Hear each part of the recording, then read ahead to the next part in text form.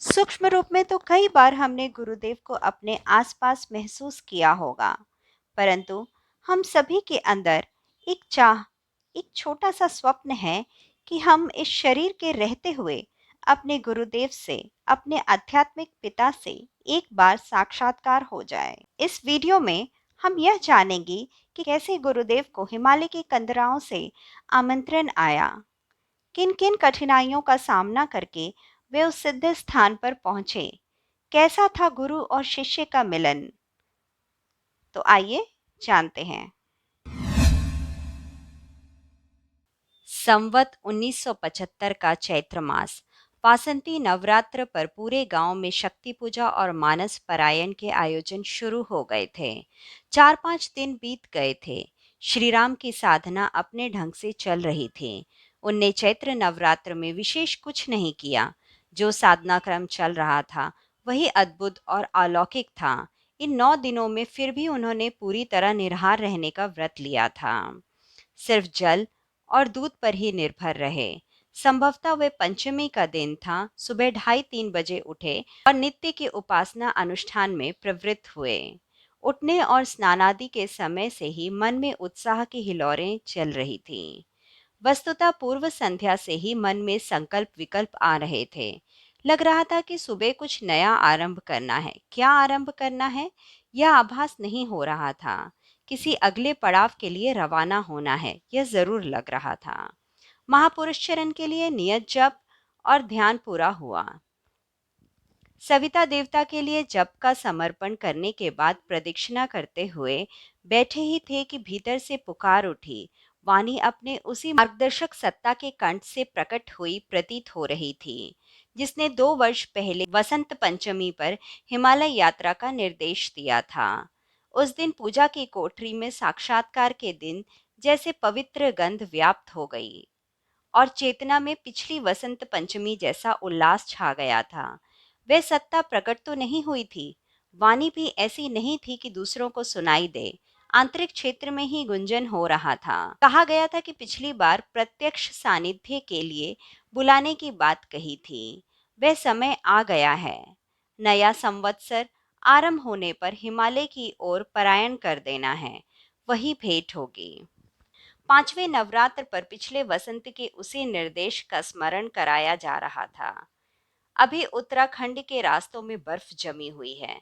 बद्री केदार के कपाट भी बंद हैं। महीने भर के भीतर वहां के द्वार खुलने वाले हैं। यात्रा की तैयारी और वहां तक पहुंचने में इतना समय लग ही जाएगा। उन स्थानों की यात्रा करते हुए आगे तक पहुंचना निर्देश कहीं बाहर से नहीं, अपने भीतर से ही आ रहे थे। लग रहा था कि अपने भीतर बैठकर कोई बोल रहा हो। उस प्रेरणा या निर्देश से सोच विचार की जरा भी गुंजाइश नहीं थी। स्फुरना ही संकल्प बन गई कि अब चलने की तैयारी करनी है। संध्या जब से निवृत्त होने के बाद माँ से कहा, गुरुदेव का आदेश हुआ है। क्या आदेश हुआ है? ताई जी ने पूछा। कुछ समय के लिए उनके सानिध्य में रहना है, श्री राम ने कहा।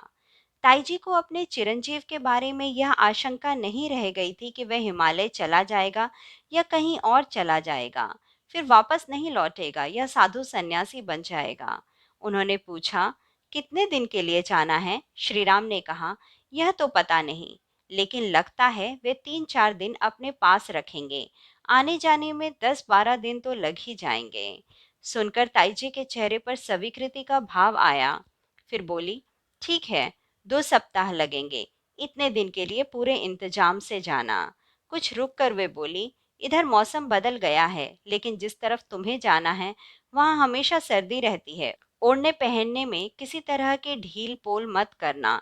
सर्दी के कपड़े अपने साथ ही रखना।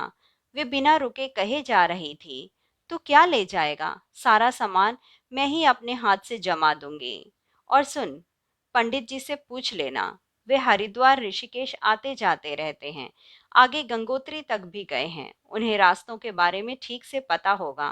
वे सही सलाह देंगे। श्री राम ने अपने हिमालयवासी गुरु के बारे में, उनसे साक्षात्कार और भावी निर्देशों के बारे में ताईजी से ज्यादा चर्चा नहीं की थी। 2-4 बार ही छुटपुट रूप में बताया था कि गुरुदेव हिमालय में कहीं रहते हैं। वे कहीं भी आ जा सकते हैं। अपने आप को अंतर्ध्यान कर सकते हैं, प्रकट हो सकते हैं आदि। जब उन्होंने कहा कि गुरुदेव का बुलावा आया है, तो ताईजी को समझने में देर नहीं लगी कि श्री राम अपने उन्हीं सिद्ध गुरु के बारे में कह रहे हैं। यह विश्वास अविचल था कि वे श्री राम को उनसे दूर नहीं करेंगे, ना ही बाबा जोगी बनाएंगे। विश्वास का कोई स्पष्ट कारण समझ नहीं आ रहा था। वे समझना भी नहीं चाहती थी। उन्होंने अपने चिरंजीव को हिमालय की ओर जाने की अनुमति दे दी। तो रिश्ते में चाचा लगने वाले पंडित धर्मदीन ने उनसे कहा, भाभी, अकेले कहाँ जाने दे रही हो? वहां साधु सन्यासी वैराग की पुड़िया खिला देंगे। ताईजी इस सलाह पर विनोदपूर्ण हंसी हंस कर रह गई थी। सिर्फ इतना ही कहा कि रास्ता सुगमता से कट जाए, ऐसी कोई सीख दे सको तो दे दो। श्री राम जिस तरह जा रहा है उसी तरह वापस भी आ जाएगा। और लोगों ने भी अकेले नहीं जाने या हिमालय से बचने की सलाह दी थी। उन सबको ताईजी ने अनदेखा और अनसुना कर दिया। उन्हें लग रहा था कि वैशाख में भी बद्री केदार के आसपास ठिठुरा देने वाली सर्दी होती है।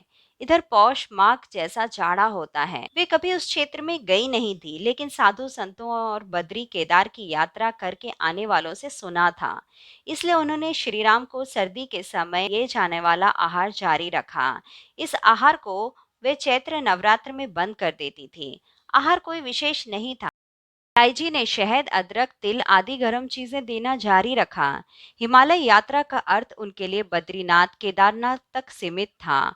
बहुत हुआ तो गंगोत्री और यमुनोत्री भी जाया जा सकता था, लेकिन वे बहुत आगे की बात थी। श्री राम ने जब कहा कि हिमालय जाना है, तो वे केदारनाथ तक ही समझी थी।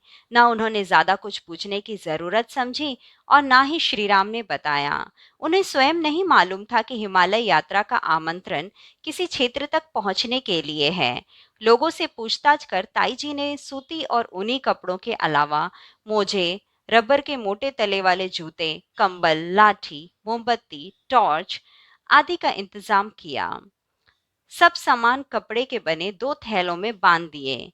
किसी ने कहा कि ट्रंक में रखना ज्यादा ठीक रहेगा, बारिश आदि से भीगेगा नहीं।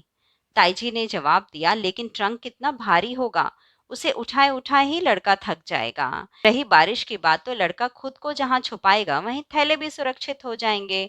यात्रा पर रवाना करने के लिए ताईजी को छाते की याद आई। हवेली से ढूंढ खोज कर निकाला और थमा दिया। श्री राम अब हिमालय की यात्रा के लिए पूरी तरह तैयार थे।